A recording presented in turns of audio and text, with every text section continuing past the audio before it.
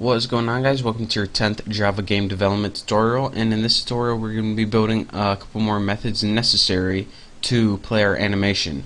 Now let's go ahead and build a method right now, and what this is going to do is get animation's current scene, aka the image. And I know I use the terms image and scene interchangeably, but they are interchangeable. So I mean, when I say scene, it's image, so don't get confused. And I got an itch on my ear, so hold on.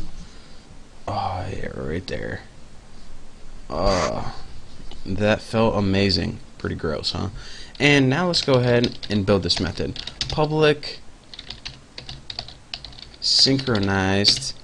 It's going to return an image, and let's put get image, just like that. If you want to name it something different, go ahead, feel free. But now what do we want to do in here? Let's first of all put if scenes dot size equals 0, then what do we want to do? If there's nothing in our array list, then let's go ahead and return a null. Nice little check. And else, what do you want to do if you actually have something in your scenes? Well, if we actually have something in there, then let's go ahead. Whoa, easy caps lock. Return get scene, and remember, we're going to be building this method next, get scene. And what this get scene is going to do is take scene index dot pick, just like that.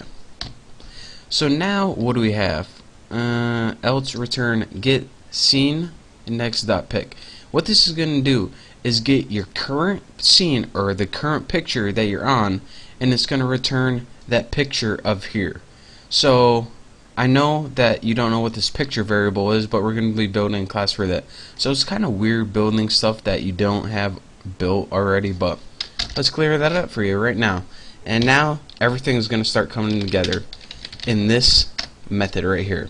So private one scene, because remember I told you I'm going to make an inner class right after this called one scene, and what this method is going to do is get the scene. What scene? Well, it's going to get a scene according to the index. So for example, let me scroll up here.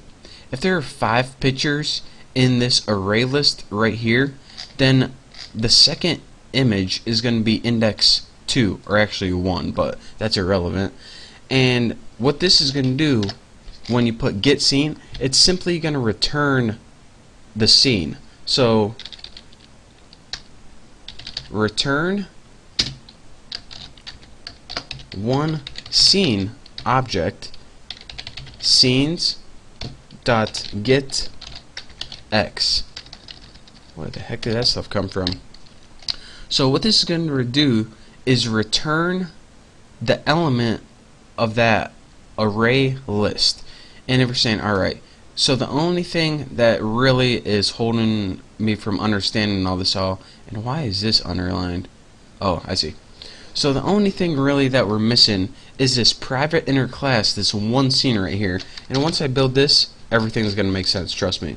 So let's add a comment. So private inner class, aka scenes are going to be object. And remember I told you each scene is in essence its own object. So let's go ahead and make private class, and I'm going to name it one scene. So that's why all these are underlined, and now bam. So we're going to make a class called one scene. So whenever we create an image, it's actually going to be an object of this class, one scene. So we need 2 different things. So let me see if I already made it for you guys up here. Yep, right here.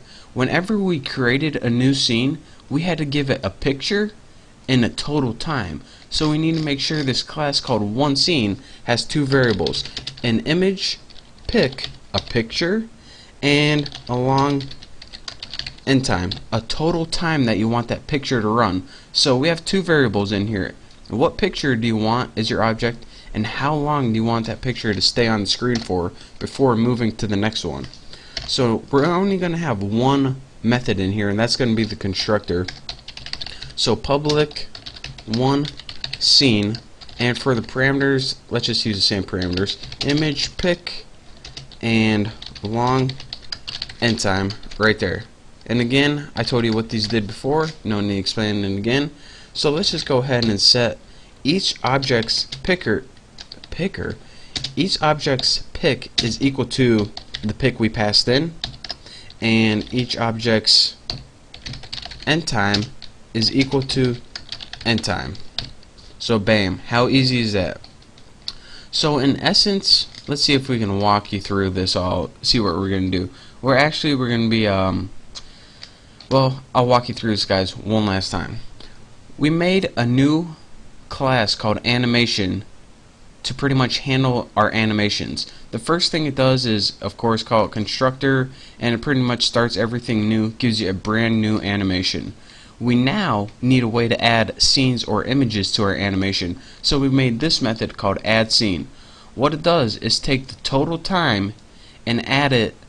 Each picture is going to have a certain amount of time it needs to run for, and when you add up all those times, we get the total time that our animation should run. And how do we add these pictures to our array list? We use scenes.thisAdd method. This add method is a built-in method, and this is how you add things to an array list. So after this, this start method right here starts your animation from the beginning by setting everything equal to 0, and this ensures that your animation starts at the beginning.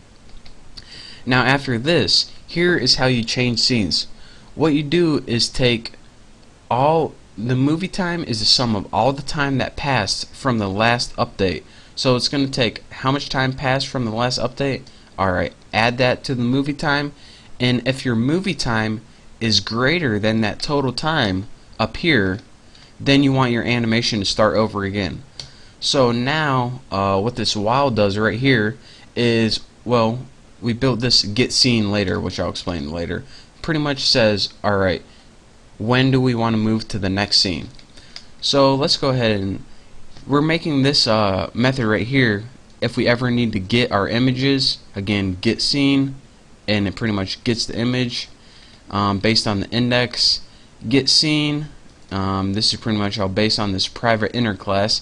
It gets the scene based on, or gets the picture based on what index you told it to in your array list.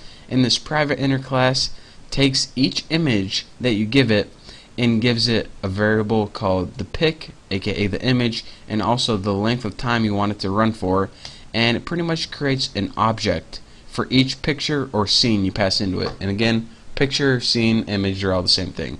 So this pretty much allows us to convert that picture to an object. And we're saying, alright, why would we even want to create or convert a picture to an object? Because then it has like attributes like the name and the time it runs for, and they're just useful stuff. So that's it for this class. We are done with our animation class. In our next tutorial, we're going to be building this Bucky class right here. So it's going to be awesome. Thank you guys for watching. That's all I got for this tutorial. So again, thank you. Don't forget to subscribe, and I'll see you next time.